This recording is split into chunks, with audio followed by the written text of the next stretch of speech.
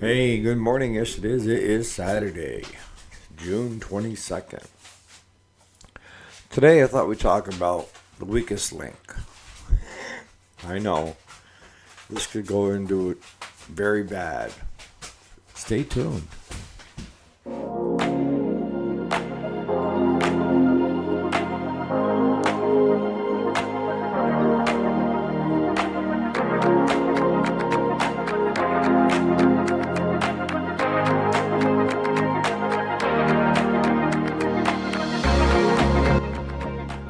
Hey, welcome back. My name is Eric, and yes, today is Saturday. We do the weekend show Monday through Friday, and then on the weekend, we kind of have a little bit of fun, right?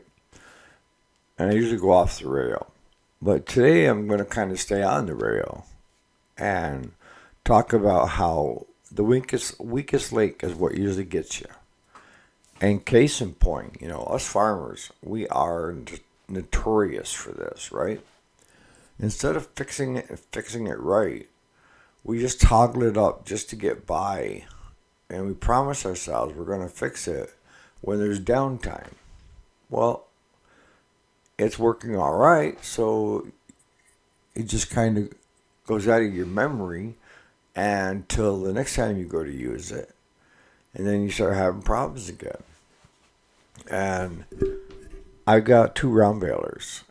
And the reason I've got two round balers is if one breaks, the other one's still going. And one I usually do all dry hay, which is puts out 5 foot by 5 foot.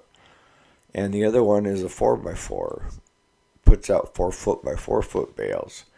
And I can do wrap bales, which means wet bales, with the smaller one. I can do it with the bigger one, but even the Deutz is the only tractor in the yard that can lift the bale if it's that big and wet and silage. But on the 4x4, we've been kind of neglecting the belts on it that wrap the bale up inside, right?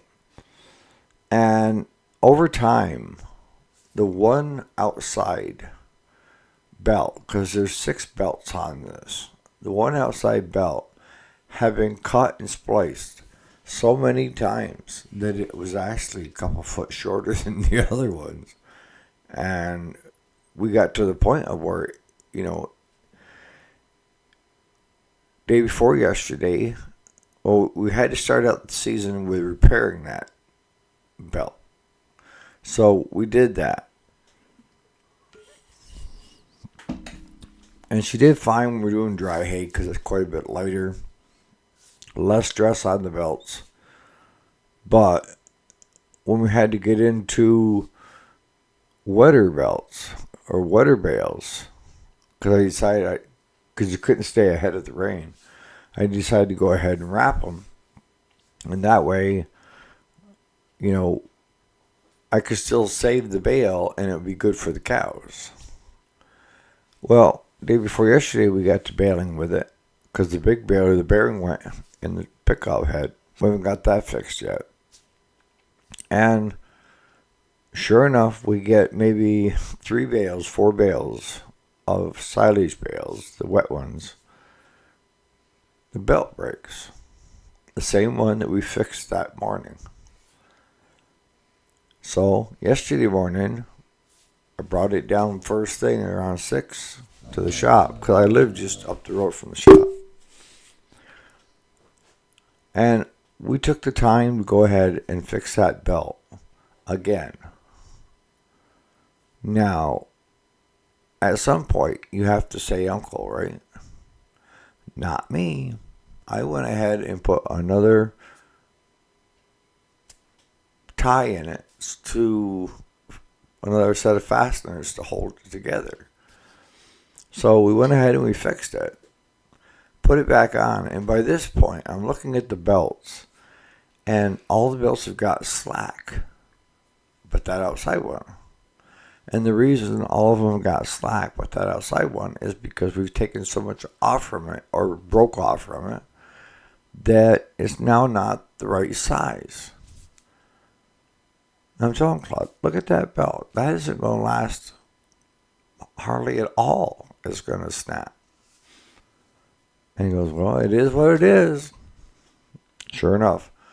decided to hop into a meadow right behind the house. I said, if you're going to break, you're going to break close to the house. So went ahead and did one time around, and sure enough, I started shearing bolts.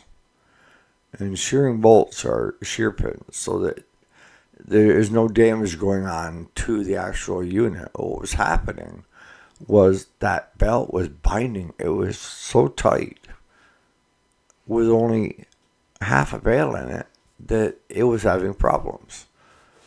And I finally got it to roll. I was going to tie it, just kick it out. Didn't that belt break? Up to the house I went with the tractor and baler. But this time, I'm fuming. I am not going to fix that belt another time.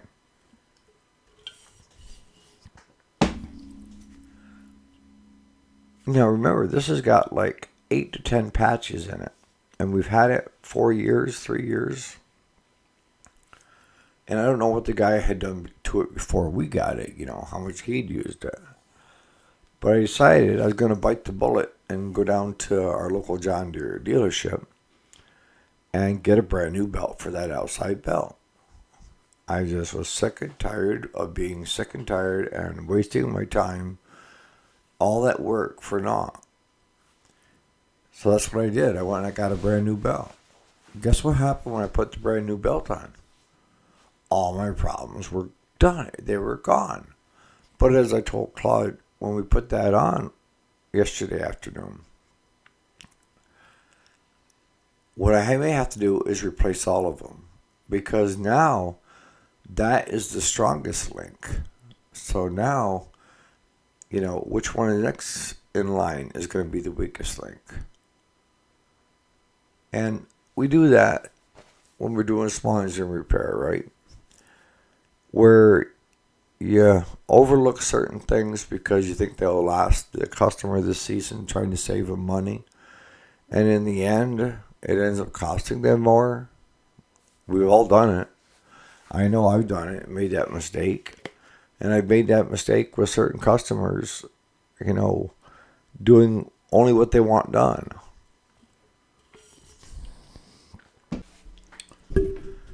And that goes for people too. When you talk about teams, you're only as good and you're only as strong as your weakest link. And that is probably one of the best statements I've heard over time. I never understood it when I was younger, because I was, everybody for themselves and, do what you got to do. But the more I became a team player, the more I realized that no matter how good you may have 4 great people on a team, if you have one that is weak, that's where it's going to break. That's where it's going to bring you down. And what I tried to do as a supervisor foreman when I was running crews is I would identify right off the bat, where is my weakest link?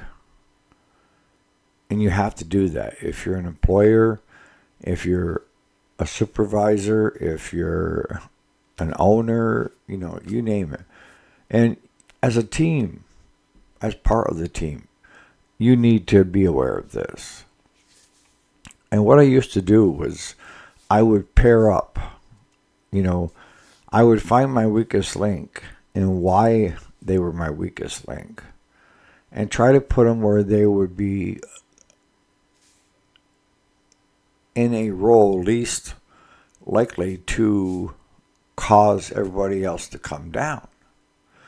Now, the other philosophy my grandfather used to do was, he was supervisor for years, is he'd take his weakest link and see if he couldn't make that link stronger. And whether it be more help, pairing up with somebody that's really strong on the team. I used to do that as well, but he was well known for it. But if you have somebody on your team that doesn't give a rat's ass, and you've got 4 or 5 other people on that team that do care and do want to succeed and do want to see the business succeed, that person is always going to pull them down. And you have to decide as an owner. You can't do this as a foreman. You can go to your supervisor or your, HR and say this person isn't working out and hopefully get rid of them. If the reason that they're causing themselves to be the weakest link is they don't care, I don't care how much you try to help that person, you are not going to help them.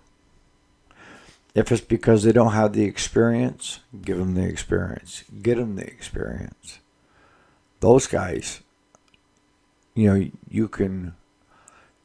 See, I had this one group, and it was called the Misfits. And it was a group of guys that were the weakest link on the other foreman's teams, basically, on the crews. And didn't work well together. So they offered me that position. They said, we've got a group of guys. And they were honest. They said, look, they just haven't worked out for other foremen. And there was a group of 5. And they were considered lazy, dumb, what have you. But what the problem was is it wasn't that they were lazy or dumb. They were unmotivated. They couldn't see where it was good for them.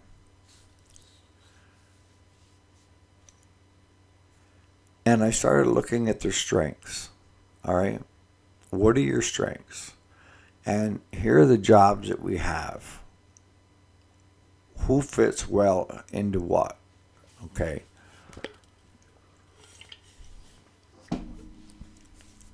If you've got guys that don't have experience in drilling underground, you're not going to throw them on a drill rig, okay?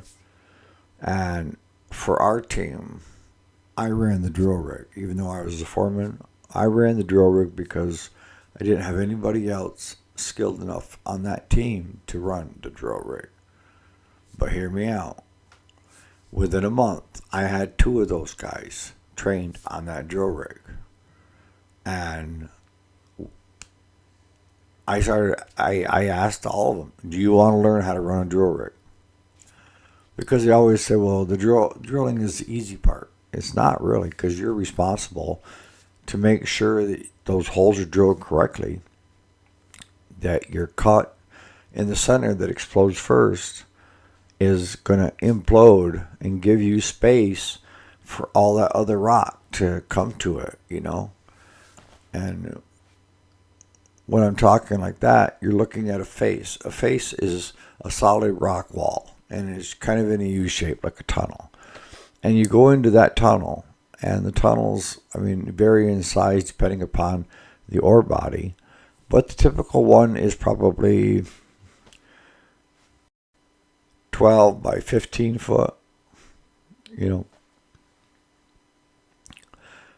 And what the driller does is he comes in and he sets up, and I always carried paint with me, red paint. And I would set up the pattern of what I wanted. And I had different patterns for different style rock. If you're hard rock, a certain way, soft rock, a certain way, And I would lay out the pattern, and I would show the first one that had interest. Okay, why am I doing this? I would ask them. And they'd say, so the break is,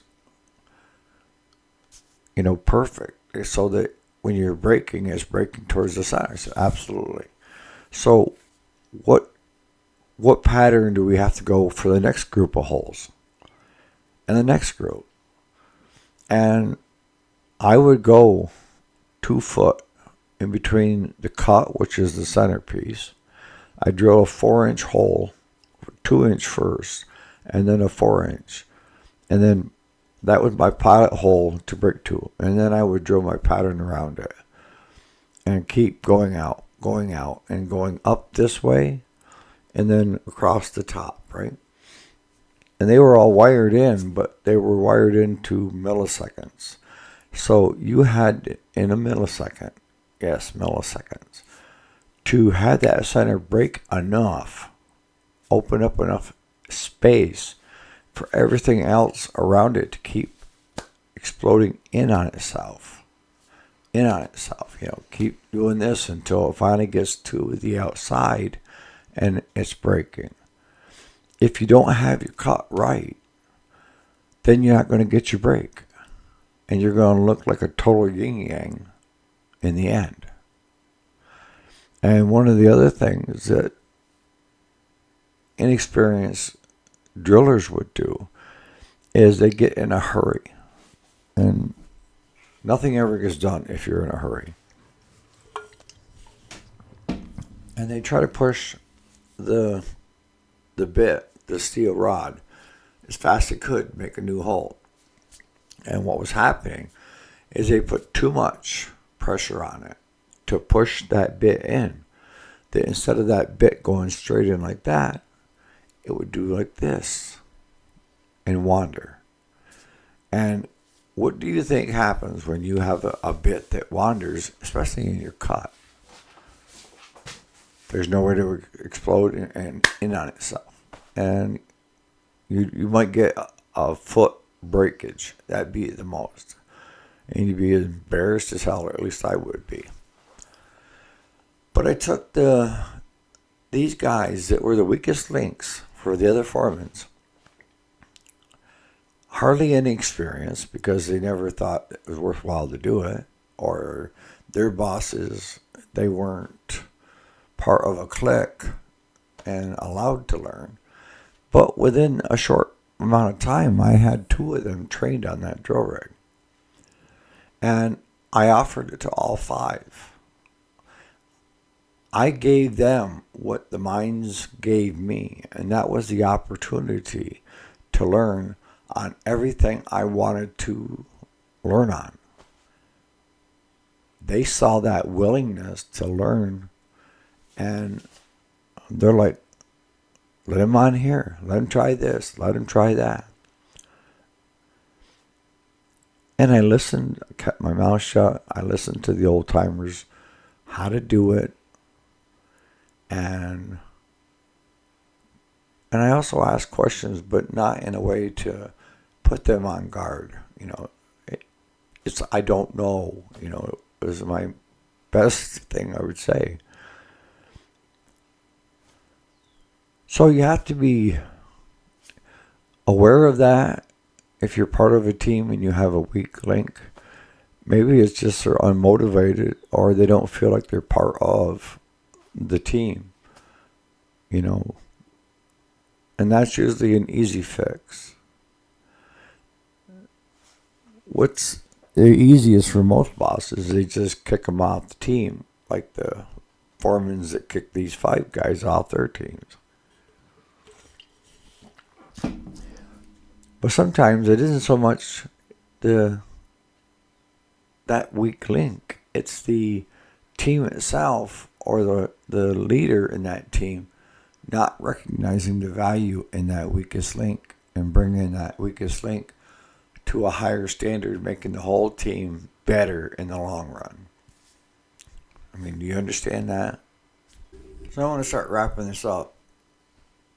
The weakest link is one of the best things that have kept in the back of my mind all the time, right? And whether it's a piece of equipment that has been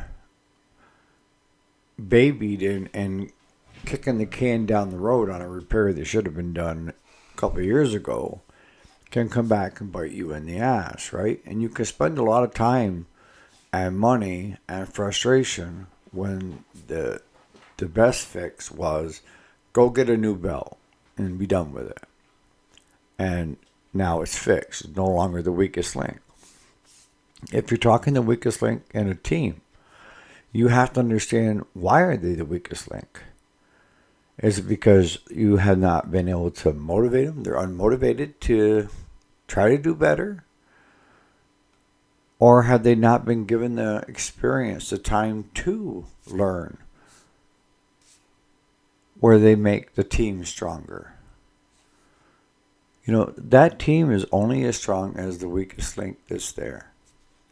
And if you can take and turn around a crew and take those weakest links and make them excel, you found what motivates them. And that a lot of times with your leader, that the leader is the motivator, and the weakest link wants their team to succeed. And that's how life is. It's finding the weakest link, no matter what you're doing, and making that link stronger if you can. Sometimes you have to just toss it, like I did the old belt, and get a new player, a new team member. Happens. So on that note, you guys have a great Saturday, and we'll see you here bright and early tomorrow morning for the Sunday sermon. Okay.